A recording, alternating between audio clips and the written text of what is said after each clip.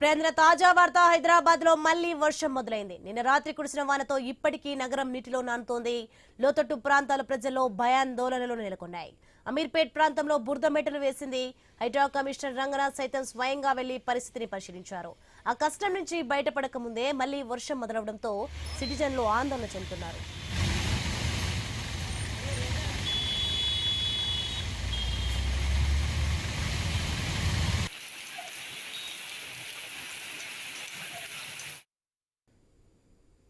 హైదరాబాద్ లో మళ్లీ వర్షం మొదలైంది. నిన్న రాత్రి కురిసిన వానతో ఇప్పటికీ నగరం నీటిలో నానుతోంది. లోతట్టు ప్రాంతాల ప్రజల్లో భయాందోళనలు నెలకొన్నాయి. అమీర్పేట్ ప్రాంతంలో బురద మెట్టలు వేసింది. హైడ్రా కమిషనర్ రంగనాథ్ సైతం స్వయంగా వెళ్లి పరిస్థితిని పరిశీలించారు. ఆ కష్టం నుంచి బయటపడక ముందే మళ్లీ వర్షం మొదలడంతో సిటిజన్లు ఆందోళన చెందుతున్నారు. రైట్, ఇదే అంశానికి సంబంధించి మరింత సమాచారం మా ప్రతినిధి ప్రవీణ్ ఫోన్లో అందిస్తారు. ప్రవీణ్, బయట పరిస్థితి ఎలా ఉంది? వర్షాలకు సంబంధించి మనం చూసుకుంటే అమీర్పేట్ మొత్తం మునిగిపోవడంతో ట్రాఫిక్ జామ్ అయింది. పరిస్థితి ఎలా ఉంది బయట?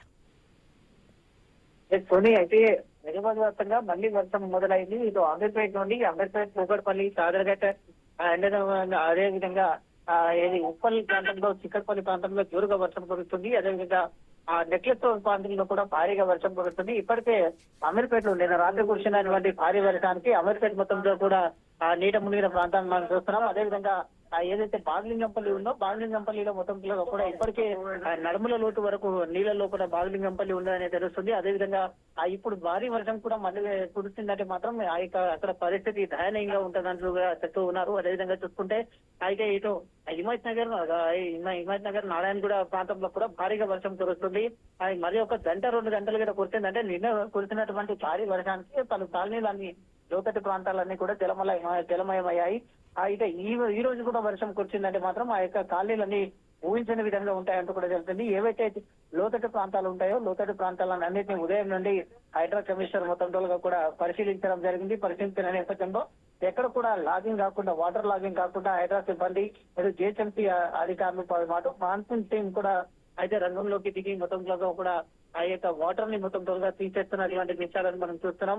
ఈ నేపథ్యం చూసుకుంటే ఇప్పుడు మళ్ళీ భారీ వర్షం రావడము ఎగువన కురుస్తున్నటువంటి భారీ వర్షాలకు ఇటు మూసీ పర్యాటక ప్రాంతాలు అయినటువంటి ఏవైతే మూసీ పర్యాటక ప్రాంతాలు ఉంటాయో వాటికి మొత్తం కూడా రెడ్ అలర్ట్ జారీ చేశారు. ఏదైతే నీట మునిగినటువంటి ప్రాంతాలు ఉన్నాయో ఆ నీట మునిగినటువంటి ఆ ప్రాంతాలను కూడా అధికారులు మొత్తం త్వరగా కూడా మొత్తం పరిశీలిస్తున్నారు. ఇప్పటికే జలాశయం అయినటువంటి కొన్ని కాలనీలు ఏవైతే ఉన్నాయో ఆ కాలనీలో నీటిని తోడేందుకు భారీ మోటార్లతో సాయంతో ఆ నీటిని మొత్తం త్వరగా తోడేస్తున్నారు.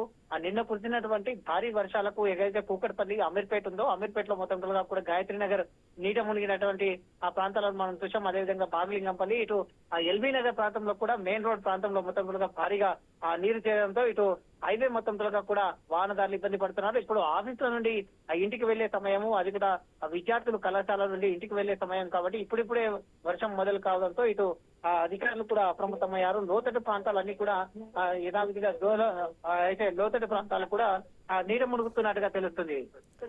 Right, thanks for the information Praveen.